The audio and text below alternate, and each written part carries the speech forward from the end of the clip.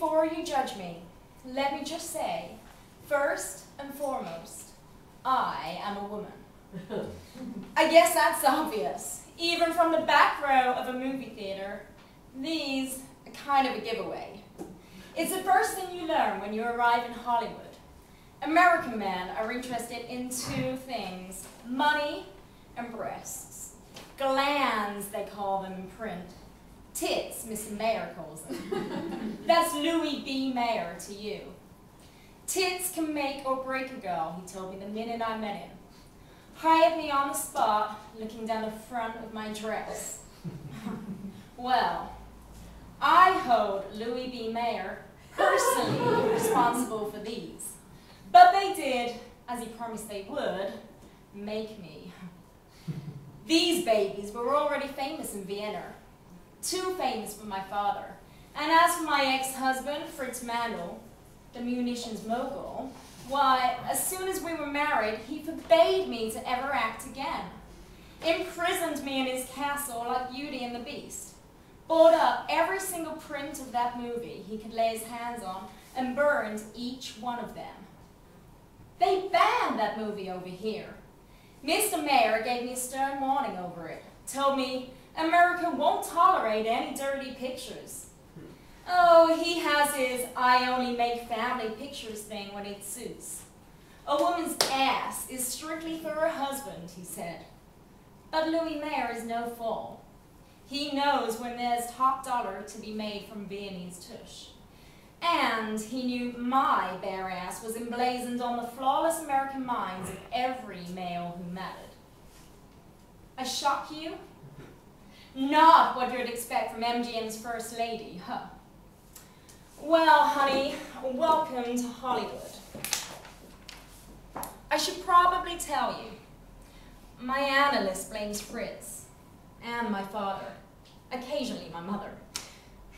It was kind of a relief in Vienna to go from being notorious for a couple of shots in a small-time picture to being the wife of the third richest man in all of Austria. I was the most beautiful woman in Europe back then.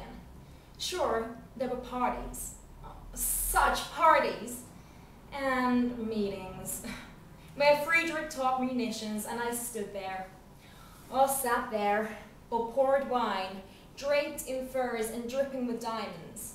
Beautiful, but mute. Oh, any girl can be glamorous. All you have to do is stand still and look stupid.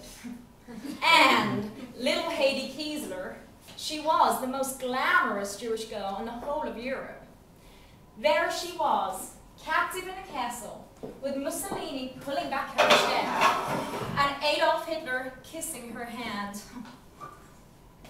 In one story, I escaped Fritz by drugging my maid, dressing in her clothes and driving her car to Paris. In another paper, I divorced him on the grounds of neglect in a Parisian court. The truth is, somewhere in between. I'll save it for my shrink. I wanted to do something, you know?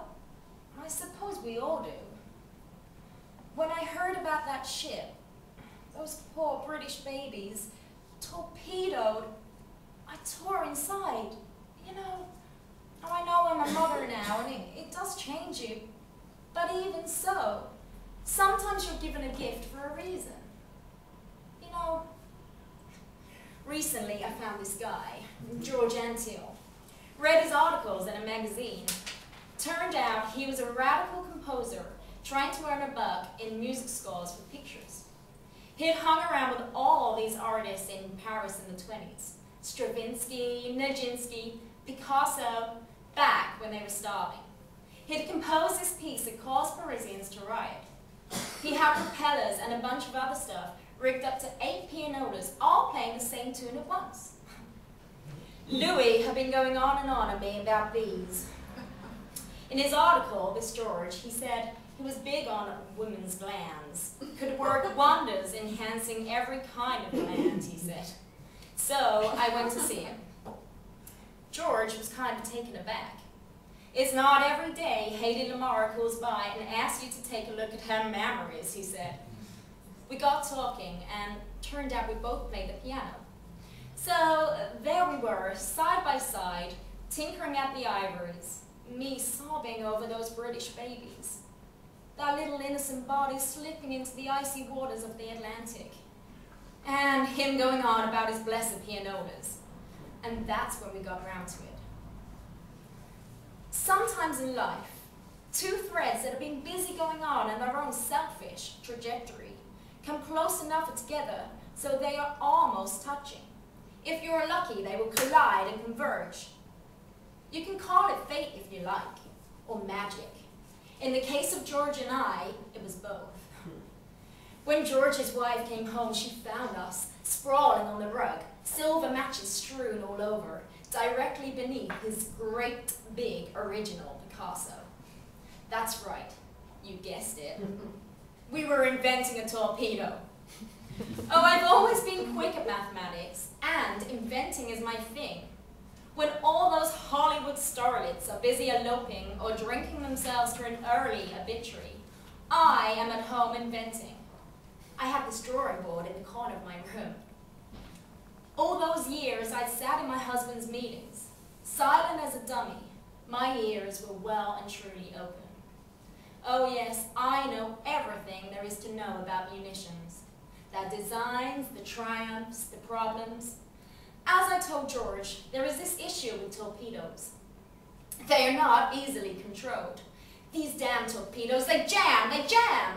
If I heard that once, I must have heard it 1,000 times. Every single one of those men, those professors, engineers, munitions geniuses, assumed that talk was beyond me. But they underestimated Haiti Kiesler. And where those men had a problem with their jamming torpedoes, I, Haiti Lamar, have the solution. When I told my analyst that I invented a torpedo, that I am going to win the war, he said, "And which war would that be, Miss Lamar?" And when I didn't get his meaning, I swear he foamed at the mouth. "You're the mathematician, Haiti. Put 2 and 2 together. All those men you plan on destroying. With a torpedo? Even Freud can come up with a metaphor that perfect." You see, I get that spark when I'm inventing. It begins the same. It starts small, but then it explodes, it opens out. It makes the impossible possible. You can call it genius or what you will. I call it my 1%. This spark is indifferent.